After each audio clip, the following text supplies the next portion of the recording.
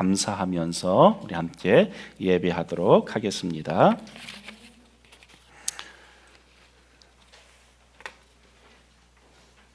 오늘 우리 함께 나눌 하나님의 말씀은 당신을 찾으시는 하나님입니다. 따라할까요? 당신을 찾으시는 하나님. 당신을 찾으시는 하나님. 자, 이제 저를 보세요.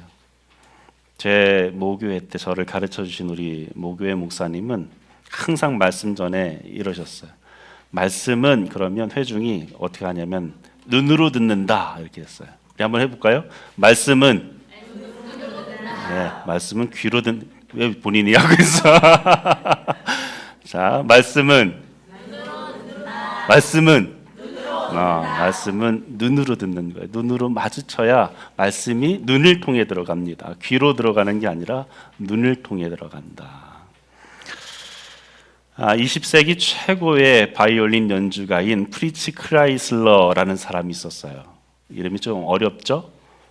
그다지 알 필요는 없어요. 나중에 자동적으로 알게 됩니다. 아주 유명한 사람이에요. 근데 이 사람이 연주를 굉장히 잘했는데 이 사람의 마음에 한 가지 아쉬움이 있었어요. 자기에게 꼭 맞는 악기를 만나지 못했던 거예요. 그래서 그 악기를 너무나도 찾아다녔는데 마침내 한 악기상에서 이 악기를 만나게 됩니다. 과르네리라고 하는 사람이 만든 악기인데 그 악기의 이름도 과르네리가 되었어요. 지금도 세계의 명기 가운데 3대 명기 가운데 하나가 되어지죠. 이 크라이슬러가 이 악기를 보고 너무나 매료되어서 또 한번 켜보기도 하고 그래서 반드시 이 악기를 내가 가져야겠다 이렇게 마음에 소원을 품었어요. 근데 당장 그 악기를 살 수 있는 돈이 수중에 있지 않아서 이 악기상에게 부탁합니다. 내가 다음에 돈을 반드시 가져올 테니까 이 악기를 다른 사람에게 팔지 말라고, 나에게 꼭 팔아달라고 부탁을 하고 돌아갔어요. 그리고 시간이 지나서 다시 돈을 마련해 가지고 이 악기상으로 옵니다. 그런데 이 악기상이 그만 그 악기를 다른 사람에게 팔아버린 거예요. 당시에 전화가 있는 것도 아니니까 어떤 사람이 먼저 와서 돈을 많이 줄 테니 나에게 파시오라고 하니까 크라이슬러와의 약속을 잊어버렸던 거죠. 크라이슬러는 너무나 큰 충격, 너무나 아쉬운 마음이 들었어요. 그래도 어떻게 해야 될까 마음에 생각이 있다가 포기할 수 없어서 그 바이올린을 사간 사람의 집 주소를 알아서 찾아갑니다. 그래서 그 사람에게 부탁을 하는 거예요. 내가 정말로 이 악기를 갖기를 원하는데 나에게 다시 되팔 생각 없습니까? 근데 사실 이 사람은 악기를 연주하는 사람이 아니었어요. 그냥 골동품을 수집하듯이 그 과르네리를 수집한 것뿐이었던 거죠. 그래서 진열장에 전시되어 있는 그 모습을 보고 크라이슬러가 너무나 안타까운 마음이 들었어요. 좀 제발 나에게 팔아달라고. 근데 이 주인이 절대로 내가 팔 수 없다고 말하는 겁니다. 나도 수집가기 때문에 이 악기의 가치를 압니다. 내가 이것을 어떻게 팝니까? 난 다른 사람에게 되팔려고 산 것도 아닙니다 라고 말하는 거예요. 크라이슬러가 어쩔 수 없이 너무나 거절을 완곡하게 하니까 다시 되돌아갑니다. 근데 되돌아가는 길에 너무 안타까운 마음이 들어서 다시 그 집을 찾아가게 돼요. 문을 두드리면서 그 주인에게 얘기합니다. 선생님, 제가 그 악기를 사갈 수 없다는 걸 압니다.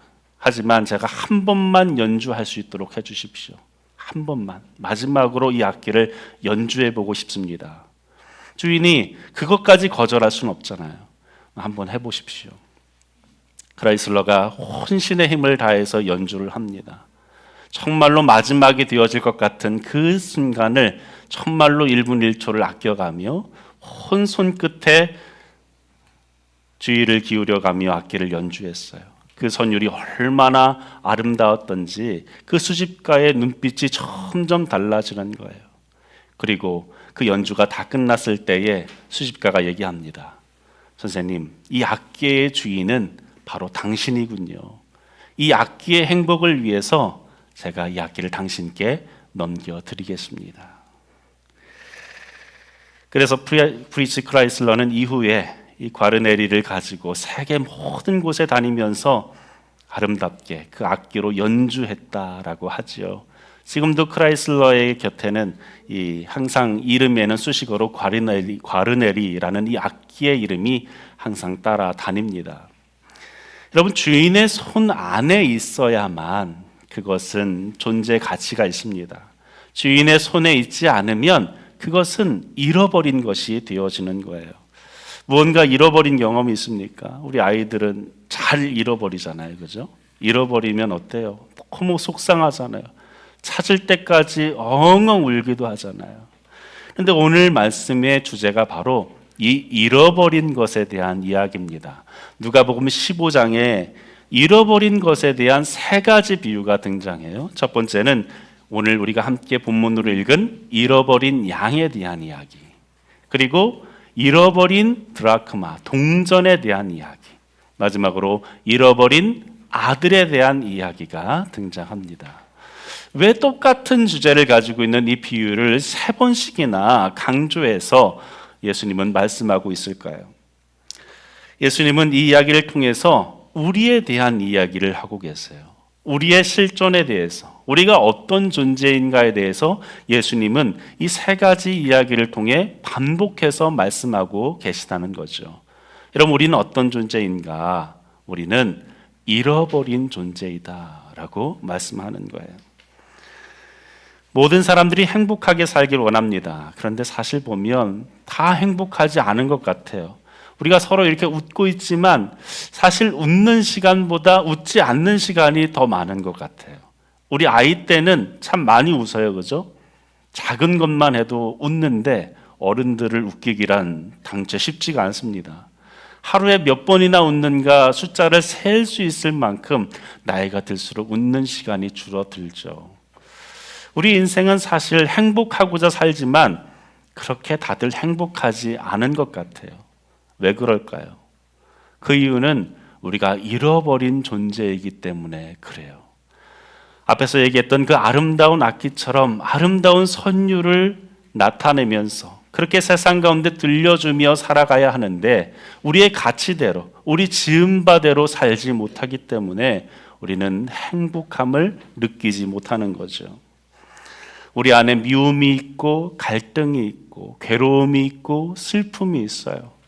우리가 바로 잃어버린 존재이기 때문에 그렇습니다.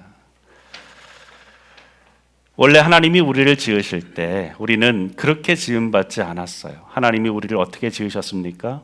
하나님의 형상으로 지었다라고 말씀해요. 하나님이 우리처럼 이렇게 몸을 가지고 있는 존재는 아니지만 하나님의 인격과 하나님의 성품과 하나님의 마음, 그것을 담도록 우리를 지으셨다는 거예요. 우리가 느끼는 이러한 감정들이 어디에서부터 왔느냐? 하나님으로부터 왔어요. 그런데 하나님이 처음 우리를 지으실 때 그 형상은 어떤 것이었는가? 어떤 마음을 가지고 우리가 살기를 바라셔서 우리를 지으셨는가? 우리가 행복하게 살기를 바라셔서 우리를 지으셨다는 사실이에요. 서로 미워하면서 갈등하면서 거짓말하면서 마음의 외로움과 미움을 가지고 살도록 그렇게 지음받지 않았다는 거예요. 서로가 사랑하고 아껴주고 이해하고 배려하고 서로 섬기며 살라고, 그렇게 서로 행복하게 살라고 우리를 그렇게 지어주셨다라는 사실입니다. 오늘날 많은 사람들이 이 광활한 우주가 얼마나 큽니까? 우리 아이들이 나중에 과학책으로 보면 알게 될 텐데 이 광활한 우주, 그리고 우리 인간 얼마나 세심한 존재입니까? 그런데 사람들은 얘기합니다. 우리가 또 이 우주가 우연히 지어진 존재다, 우연히 만들어진 것이다 라고 말하는 사람들이 있어요. 그래서 그들은 이 세상이 어떻게 만들어졌는가, 우연하다라는 것을 좀 있는 척하는 말로 랜덤한 사고의 결과다 이렇게 얘기해요. 랜덤한 한 사건이 일어나서, 우연한 사건이 일어나서 이 세상이, 이 우주가 만들어지고 우리 인간이 만들어졌다. 이 주장을 들은 영국의 저명한 천문학자인 프레드 호일이라는 사람이 있어요. 별로 이름을 기억할 필요는 없어. 프레드 호일, 나중에 중간고사에 나진 않으니까. 프레드 호일이라는 사람이 이 우주가 만들어지고 또 인간이 만들어진 것에 대해서 이렇게 얘기를 했어요. 누군가가 당신에게 눈앞에 나타나서 새로 멋있는 차를 끌고 왔어요. 이 차 너무 멋있는데 어디서 난 거야? 물어봤더니 이 사람이 이렇게 얘기하는 거죠. 왜 간밤에 토네이도가 불었잖아. 우리 집에 고물상 있는 거 알지? 근데 그 토네이도가 갑자기 우리 고물상을 덮치더라고. 그 옆에 있는. 그런데 거기에 온갖 부속들이 있었단 말이지. 철판도 있고 여러 부속품들이 있었어. 근데 토네이도가 막 불더니 이 부속품들이 막 서로 뭉치기 시작하는 거야. 아침에 일어났더니 딱 하고 내 집 앞에 이 차가 있었지 뭐야. 그래서 내가 이 차를 가지고 왔어. 이 천문학자가 얘기하는 게 이 요점이에요. 이 세상이 지어진 그 확률, 또 우리 인간이 지어진 그 확률은 이것과 비교할 수 없을 정도로 희박한 확률이다. 그런 하나의 예로 이렇게 듭니다. 단백질 하나, 우리 몸을 이루고 있는 이 단백질 하나가 구성되기 위해 우연히 만들어질 확률은 10의 4만승의 1. 10의 4만승이 무슨 말인지 알아요? 10에 동그라미가 4만 개가 있다는 거예요. 그 분의 1의 확률로 단백질이 만들어진다. 우연히 만들어질 확률이 불가능하다는 거예요. 우리는 그렇게 우연히 지어질 수 없는 존재다. 전능하신 창조주에 의해서 지어질 수밖에 없는 존재다라고 이야기합니다. 여러분, 우리를 그렇게 지으실 때, 그렇게 너무나 무한한 가능성 속에서 지으신 그 하나님이 우리를 함부로 지으시겠습니까? 아무렇게나 막 만드시겠어요? 그렇지 않다는 거예요. 이 세상을 무가치하게 함부로 살도록 지으지 않으셨다는 것이죠. 하나님은 우리를 향해서 지극한 하나님의 계획 속에 우리를 아름다운 인생으로 초청하시고 지으셨다는 사실이에요. 요즘에 사람들이 개를 참 좋아합니다. 참 좋아해요. 좋아한다는 의미가 오해하지 말고 들었어요. 개 좋아한다 그러면 다른 의미로 듣는 분들이 있어서 개를 너무나 사랑하잖아요. 근데 이 개들이 얼마나 똑똑한지 제가 이 동물들을 사실 좋아합니다. 환경이 키울 수 없는 환경이라 그렇지. 저는 이제 SNS 피드나 이런 릴스를 보면 동물들 영상 많이 봐요. 한번 어떤 개가 이 주인이 탁 넥타이를 메고 출근할 준비가 되어지면 다 구두를 탁 물어다가 앞에다 탁 놓는 거예요. 얼마나 갖고 싶은지. 그런 개 한 마리 있으면 좋겠다. 저희 아내도 신혼 때는 제 신발을 그렇게 해줬었는데 밖에 나가서 닦아줘요. 뭔지 아는데 안 해요 이제는. 꼭 하라는 건 아닌데 그랬더라고. 근데 여러분, 개가 아무리 똑똑해도 어떻습니까? 개와 나와 같아요? 개와 로운이가 같습니까? 너무나 온유가 사랑하는 우리 개 이름 뭐죠? 대박이와 온유가 같습니까? 우리 온유한테 이런 대박이 같은 이러면은 안 되잖아요, 그렇죠? 같을 수가 없으니까. 우리는 전혀 다른 존재예요. 무엇에서 다릅니까? 앞에서 얘기했듯이 우리는 하나님의 형상으로 지음받았어요. 우리에게는 하나님께서 주신 영혼이라는 게 있어요. 따라할까요? 영혼. 우리에겐 영혼이라는 게 있어요. 그래서 우리는 본능적으로 압니다. 하나님의 형상이 담겨 있고 우린 영혼으로 지음받았기 때문에 이렇게 살아서는 안 돼. 이렇게 사는 것은 인생이 아니야. 이렇게 살기 위해서 나는 이 세상에 태어나지 않았어. 우리 모두 다 그런 마음을 가지고 산다는 거죠. 그렇게 방황하면서 잃어버린 존재처럼 살아가고 있다는 거죠. 우리는 어디서 그 행복을 찾을 수 있을까요? 어떻게 해야 다시금 잃어버린 존재가 아니라 되찾은 존재가 될 수 있을까요? 이것이 바로 오늘 말씀의 핵심이라고 할 수 있어요. 파스칼은 인간의 본질에 대해서 이렇게 얘기합니다. 인간은 본질적으로 공허함을 가지고 있다. 그래서 인간의 마음속에는 그 어떤 피조물로도 채울 수 없고 오직 창조주인 신만이 채울 수 있는 신의 모양으로 난 구멍이 있다, 이렇게 얘기했어요. 우리 마음마다 구멍이 뻥뻥뻥 뚫려 있는데 그 구멍의 모양이 신의 모양, 하나님의 모양으로 뚫려 있다는 거예요. 제가 우리 아이들이 어릴 때에 그런 퍼즐을 했던 기억이 나요.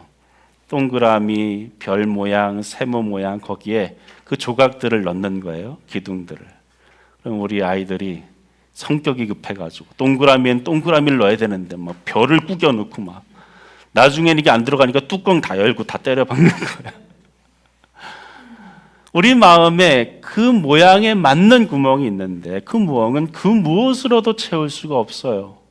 무엇으로 채워야 합니까? 하나님 모양이기 때문에 하나님으로만 채울 수 있다는 거예요. 그래서 그 마음에 우리는 그 구멍이 나 있으니까 무엇인가로 계속 채우려고 합니다. 그런데 채울 수 있어요? 채울 수 없어요. 왜입니까? 하나님이란 구멍은 너무나 크기 때문에 도저히 그 무엇으로도 채울 수가 없는 거예요. 오직 하나님으로만 채울 수 있는 거죠. 그래서 우리는 늘 마음에 아쉬움이 있어요. 안타까움이 있는 거예요. 부족함이 있는 거죠. 그런데 예수님은 그러한 우리의 공허함에 대해서 무엇에 비유했는가? 우리의 이러한 잃어버린 존재에 대해서 특별히 오늘 성경의 말씀은 양에 비유하고 있어요. 양. 우리는 양을 저기 강원도 양떼 목장이나 가야 볼 수 있지만 이스라엘 사람들은 양을 아주 가까이에서 볼 수가 있었어요. 그래서 양은 굉장히 특징이 있는 짐승인데 한마디로 말해서 자구책, 대책이 없는 짐승이에요. 자기 스스로 할 줄 아는 게 아무것도 없어요. 먼저 이 양은 시력이 약해요. 자기 눈앞에 10m 그 앞을 내다보지를 못해요. 그래서 항상 풀만 뜯어먹고 고기만 다니는 거죠. 그래서 저기 멀리서 이리가 쳐다보고 있어도, 늑대가 쳐다보고 있어도 전혀 알아차리지를 못해요. 그래서 양에겐 무엇이 필요해요? 목자가 반드시 필요해요. 세상의 모든 짐승들은 대부분 스스로 살아갑니다. 그런데 양이란 짐승은 목자가 없으면 살 수가 없어요. 그리고 양은 방향 감각이 없어요. 모든 짐승들은요 다 방향 감각이 있어요. 근데 양은 내가 지금 어디로 가는지를 몰라요. 그냥 눈앞에 있는 풀만 뜯어먹는 거죠. 그러다가 어떻게 돼요? 길을 잃어버리는 거예요. 뿐만 아니라 이 양은 또 겁은 또 얼마나 많은지 하나의 예로 흐르는 물을 마시지를 못해요. 그 물이 무서워서. 그래서 목자들은 어떻게 하는가? 이 물을 작은 뚝을 쌓아서 물을 잔잔하게 만들어줘야 돼요.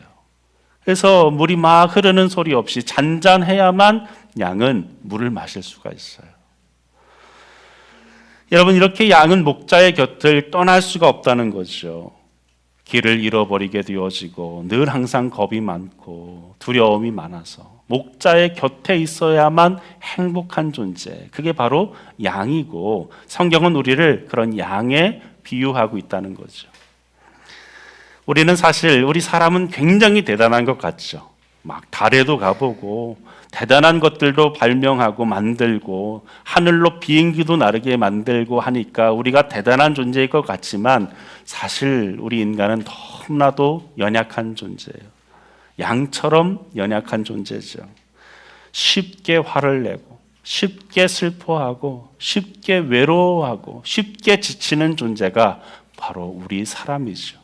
아주 작은 말 한마디에도 상처받고 누군가에게 당한 어떤 사건으로 인해서 주눅들게 되어지는 게 바로 우리 사람 아니겠습니까? 그런데 무엇보다도 우리를 연약하게 만드는 대상이 있는데 다른 것이 아니라 바로 죄가 우리를 연약하게 만들어요. 이 죄 때문에 우리는 더욱더 서로에게 상처를 주고 아픔을 주고 사단은 그것으로 파고들어서 우리의 인생을 파멸로 몰아넣습니다. 결국 그 죄로 인해서 사단의 노예가 되어서 우리의 인생은 사단에게 끌려가다가 외로이 살다 이 세상을 떠날 수밖에 없는 존재, 그것이 바로 우리의 실존이다. 성경은 그렇게 말씀하고 있어요. 여러분, 이렇게 잃어버린 존재와 같은 우리는 그렇다면 어떻게 다시금 행복한 삶으로 살아갈 수 있는가? 방황하고 있는 우리의 인생에 무엇이 필요한가? 예수님은 우리에게 하나님이 어떤 분이신지를 소개하면서 그분이 목자이시고 그분께 돌아가야만 우리가 참 행복을 누리며 살 수 있다라고 말씀합니다. 먼저 그분은 어떤 분이신가? 당신을 개인적으로 찾으시는 분입니다. 따라할까요? 당신을 개인적으로 찾으시는 분. 네. 우리 4절 말씀 우리 같이 한번 읽어볼까요? 4절 시작. 너희 중에 어떤 사람이 양 100마리가 있는데 그 중에 하나를 잃으면 99마리를 들에 두고, 여기서 보면 그 중에 하나를 잃으면 이렇게 얘기해요.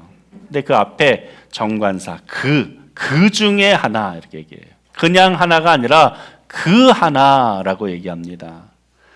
우리가 보통 생각할 때에 100마리 가운데 하나 없어지면 아직도 나한테 99이나 있네.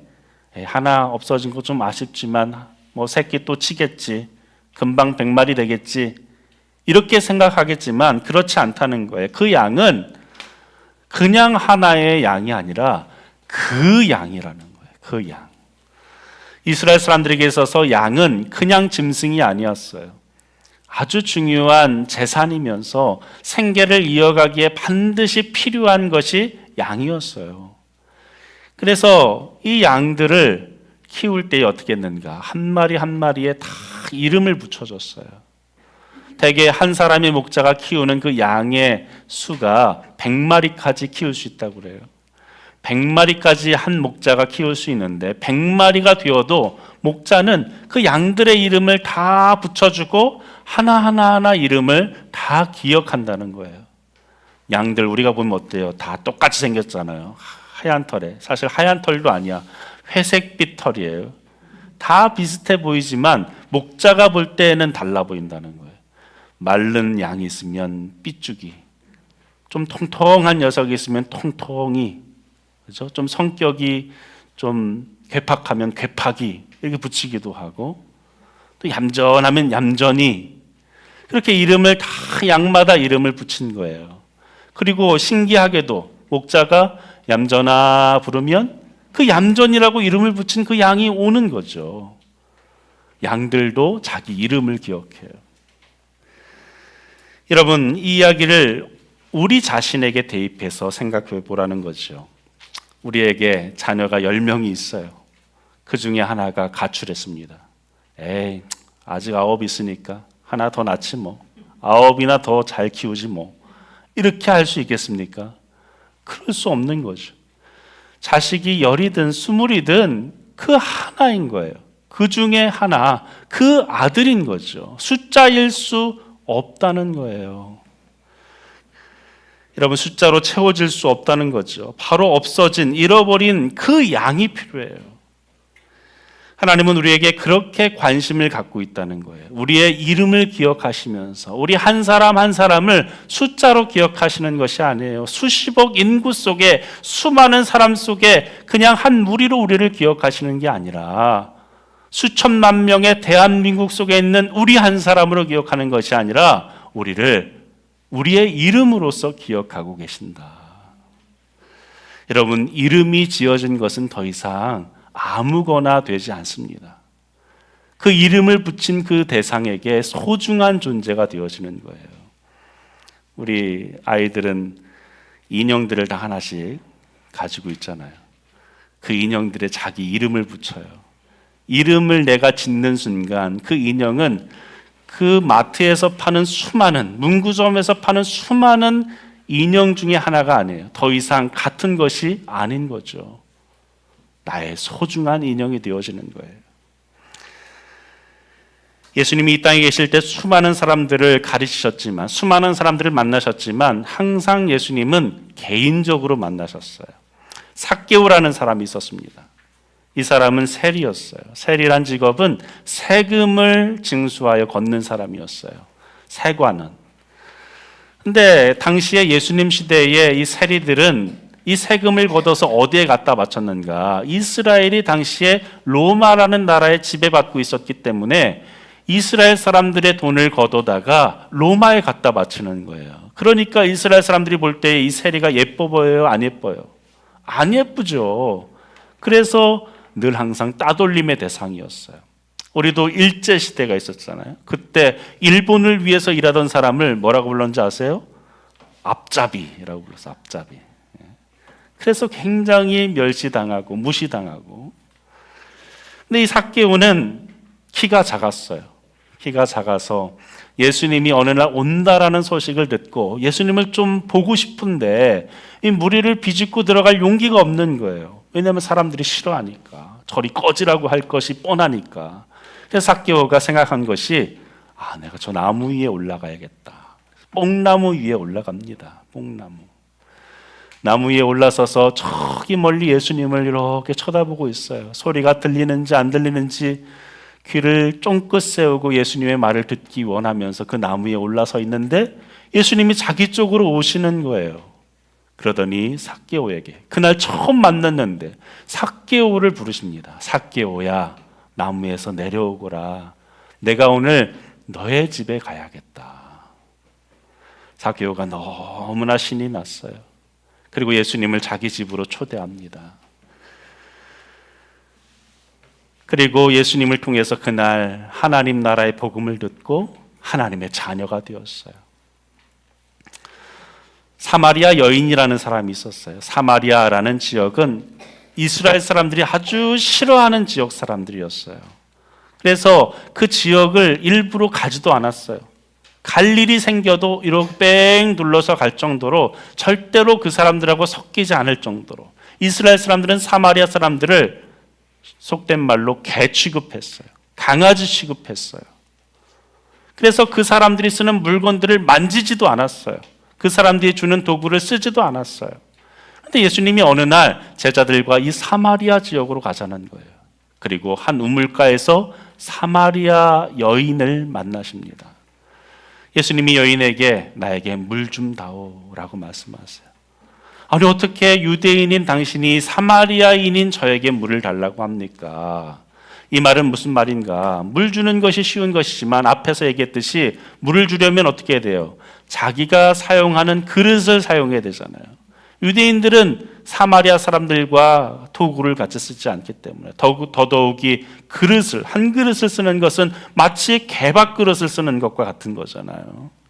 그래서 여인이, 어떻게 유대인인 당신이 나에게 물을 달라고 합니까? 예수님은 여러 가지 대화를 하면서 여인에게 말씀합니다. 가서 너의 남편을 데려오거라. 여인이 말합니다. 나에게는 남편이 없어요. 예수님 말씀하세요. 그래, 네 말이 맞다. 너에게 지금 남편이 없다는 말이 맞다. 과거에 5명의 남편이 있었지만 지금 사는 사람도 너의 남편이 아니니 남편이 아니라는 것이, 그 말이 맞구나. 여인이 깜짝 놀랐어요. 어떻게 나에 대해서 이렇게 자세히 아시지? 나의 모든 과거를 다 알고 계시는 그 예수님 앞에 여자가 깜짝 놀라서 예수님께 묻습니다.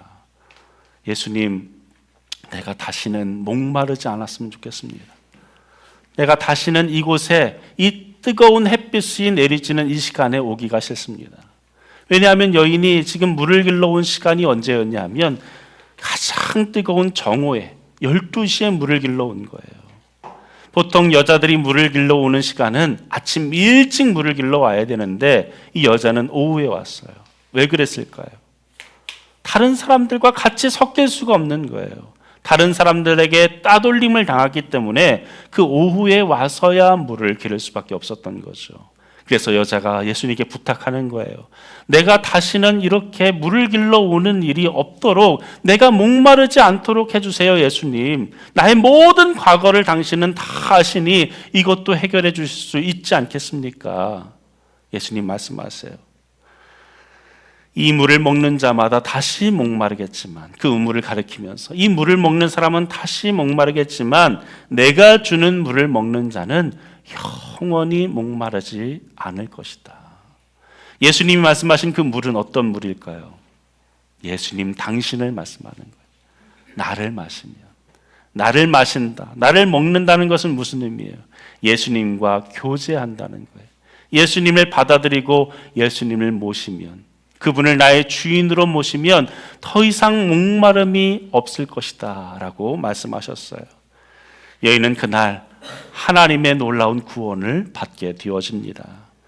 여러분, 이것이 하나님께서 여러분을 바라보는 시각이에요. 우리를 그렇게 관심을 갖고 보신다는 거예요. 수많은 도시에 사람들이 모여 살지만 그 중에 하나로 보시는 것이 아니라 우리를 한 사람 한 사람 보십니다. 살아가면서 이 도시 속에 살아가다 보니까 언젠가부터 우리는 우리 이름이 점점 잊혀지는 것 같아요. 사실 제가 인생을 조금 살면서 느낀 것, 깨달은 것 하나가 있다면 사람들이 사실 나에게 관심이 없더라고요. 어렸을 때는 나한테 엄청 관심이 많은 줄 알았어. 그래서 막 의식하고 살았는데 인생을 살면서 느낀 게 관심이 없더라고요, 나한테. 그래서 점점 내 이름이 잊혀지는 것을 느낍니다. 그래서 우리 성도들이 대표 기도해 줄 때마다 우리 진승환 목사님 여기 불러줄 때마다 얼마나 고마운지. 그래서 우리는 어떻습니까? 이 도시 속에 살아가니까 이름보다도 우리는 숫자로 불리는 경향이 있어요. 945 아저씨, 3659로 끝나는 전화번호의 사람, 9975의 소유주, 801125 주민등록번호로 시작하는 사람. 다 제 얘기입니다. 그렇게 숫자로 부르더라고요. 식당 가면은 몇 번 테이블 손님, 그죠? 은행 가면 몇 번 고객님 이렇게 불러요. 이름이 잊혀진 존재. 그러나 여러분, 하나님은 그렇게 우리를 안다라고 하지 않아요. 우리의 이름을 아시고 우리의 이름으로 불러주십니다. 지극히 개인적인 관심을 가지고 우리를 보신다는 거예요. 여러분, 그 하나님을 기억하시고 돌아가는 저와 여러분 되길 바랍니다. 두 번째, 하나님은 어떤 분이신가? 당신을 끝까지 찾으시는 분이에요. 따라할까요? 끝까지 찾으시는 분. 끝까지 찾으시는 분. 자, 점점 힘들어질 때가 됐어. 자, 말씀은 눈으로 들어요. 끝까지 찾으시는 분. 우리 4절 다시 한번 읽겠습니다. 4절 시작. 그 잃은 것을 찾아내기까지 찾아다니지 아니하겠느냐. 여기서도 보면 그 잃은 것이라고 얘기해요. 그냥 잃은 것이라고 얘기하지 않고 그 잃은 것. 여러 가지 중에 수많은 것 중에 하나가 아니라 그 잃은 것. 그런데 중요한 것은 뭐예요? 어떻게 합니까? 찾아내기까지 찾아다닌다. 무슨 말이에요?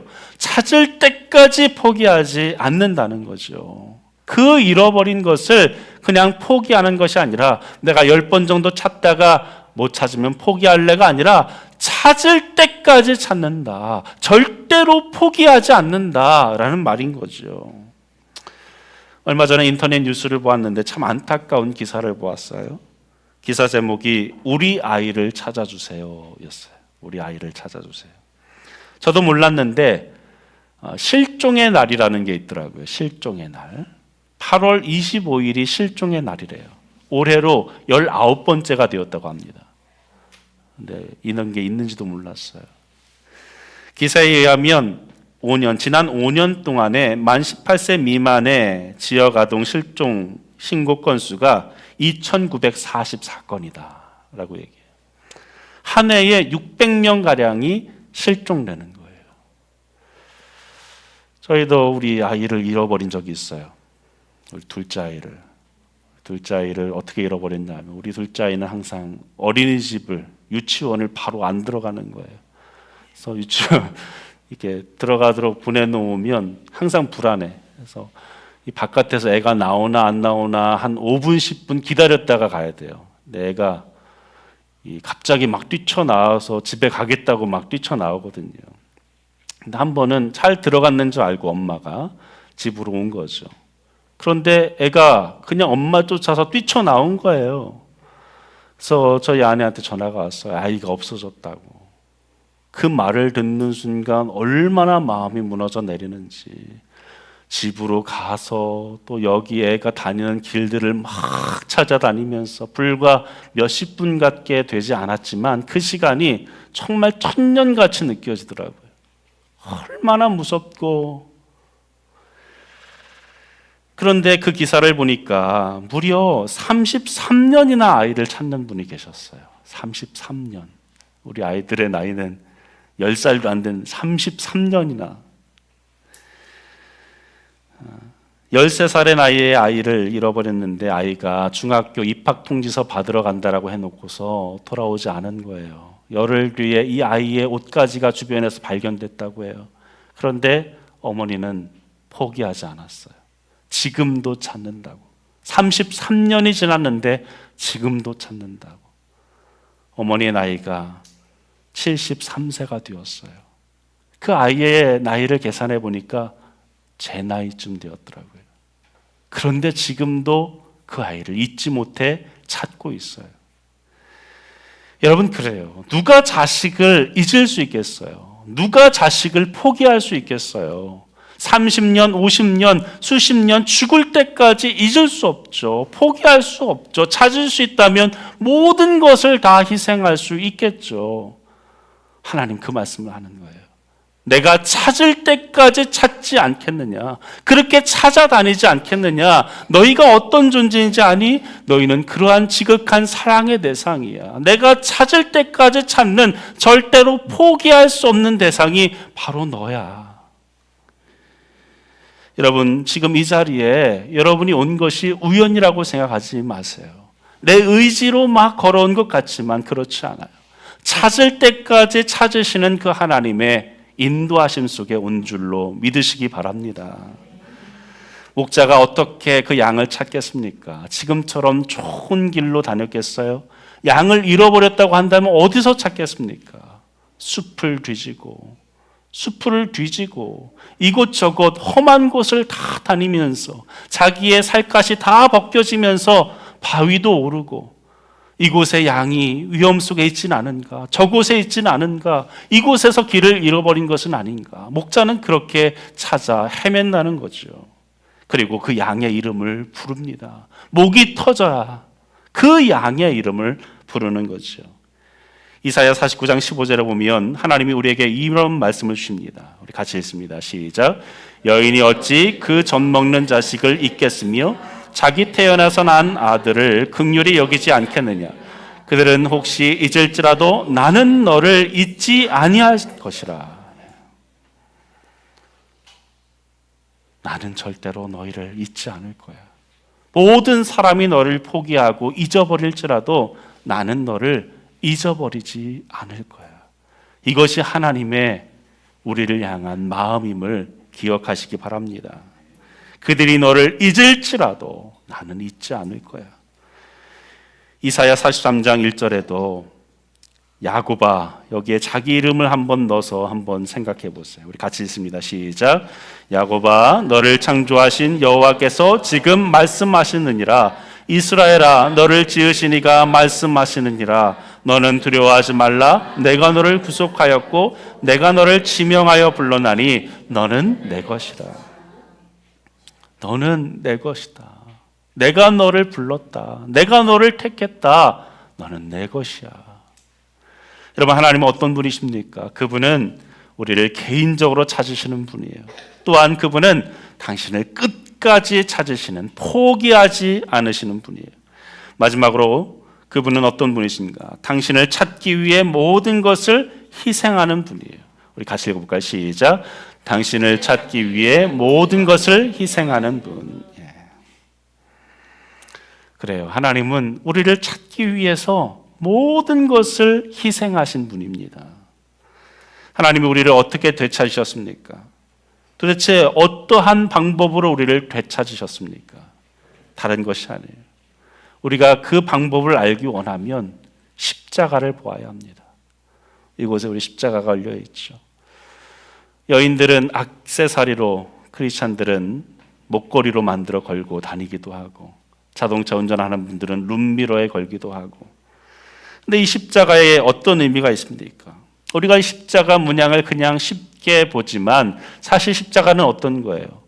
사형틀이었어요. 사형틀. 지금도 세계 곳곳에 사형 제도가 있죠. 우리나라도 사형 제도가 있지만 사형을 실제로 한 적은 꽤 오래전에 하고 지금 하고 있지 않아요. 우리나라는 교수형을 하잖아요. 목을 매다는. 어느 나라는 총살을 하기도 하고 총으로 쏘기도 하고, 어느 나라는 약물로 사람을 죽이기도 하고, 그렇죠? 어느 나라는 가스로 사람을 죽이는 가스형도 있고. 그런데 로마 시대에는 사람을 어떻게 사형시켰는가? 십자가형으로 사람을 죽였다는 거예요. 그럼 왜 십자가인가? 십자가가 가장 사람을 고통스럽게 죽일 수 있기 때문에. 죽이는 게 목적이 아니에요. 십자가의 목적은 어떻게 하면 가장 고통스럽게 죽일 수 있을까를 연구해서 고안해서 만든 것이 십자가였어요. 그런데 예수님이 그 십자가에 달려 죽으셨다는 거죠. 왜요? 예수님은 선한 분이잖아요. 세상 사람들도, 예수님을 알지 못하는 사람들도 교과서에 보면 4대 성인이라고 불려지면서 그분은 착한 분이라고, 선한 분이라고, 위대한 분이라고 말하는데 왜 그분이 십자가에, 그 처참한 십자가에, 가장 고통스러운 그 십자가에 죽으셔야 했습니까? 그분이 힘이 없어서 그곳에서 죽으셨습니까? 운이 없어서 정치적인 공세에 휘말려서 어쩔 수 없이 죽었습니까? 재판을 잘못 받아서 억울하게 죽었습니까? 아니에요. 예수님은 왜 십자가에 달려 죽으셨는가? 십자가의 의미는 무엇입니까? 고린도서 5장 21절 함께 읽습니다. 하나님이 죄를 알지도 못하신 이를 우리를 대신하여 죄로 삼으신 것은 우리로 하여금 그 안에서 하나님의 의가 되게 하려 하십니다. 여기서 중요한 단어가 대신하여예요. 하나님이 죄를 알지도 못하신 이를 우리를 대신하여. 무슨 말이에요? 원래 십자가는 누구 것입니까? 바로 우리. 내가 십자가에 달려 죽어야 되는데 우리를 대신하여 예수님이 십자가에 달려 죽으셨다는 거예요. 왜요? 우리로 하여금 그 안에서 의가 되게 하기 위해서. 하나님의 의를 이루기 위해서. 하나님의 의를 이룬다는 것은 무엇입니까? 하나님의 기준에 맞도록 하기 위해서. 하나님의 기준에 맞는다는 것은 무엇입니까? 이제 잃어버린 존재가 아니라 하나님께 속한 자가 되기 위해서. 베드로전서 3장 18절에도 말씀합니다. 함께 읽습니다. 시작.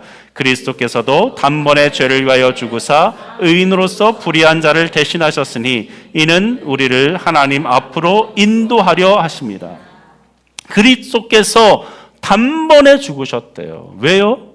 우리를 하나님께 인도하기 위해서. 잃어버린 존재가 아니라 하나님 앞에 인도하기 위해서 예수님께서 십자가에 달려 죽으셨다라고 말씀합니다. 여러분, 그래요. 예수님이 왜 십자가에 달려 죽으셨습니까? 길 잃어버린 양을 위해 하늘 보좌 다 버리시고 이 땅 가운데 오셔서 자기의 온 몸을 찢기시며 그 십자가 위에서 물과 피를 다 쏟으시면서까지 왜 십자가를 지었는가? 우리를 하나님께 인도하기 위해서. 이사야 53장 5절에 그가 찔림은 우리의 허물 때문이요 그가 상함은 우리의 죄악 때문이라. 그가 징계를 받음으로 우리는 평화를 누리고 그가 채찍을 받음으로 우리는 나음을 입었도다.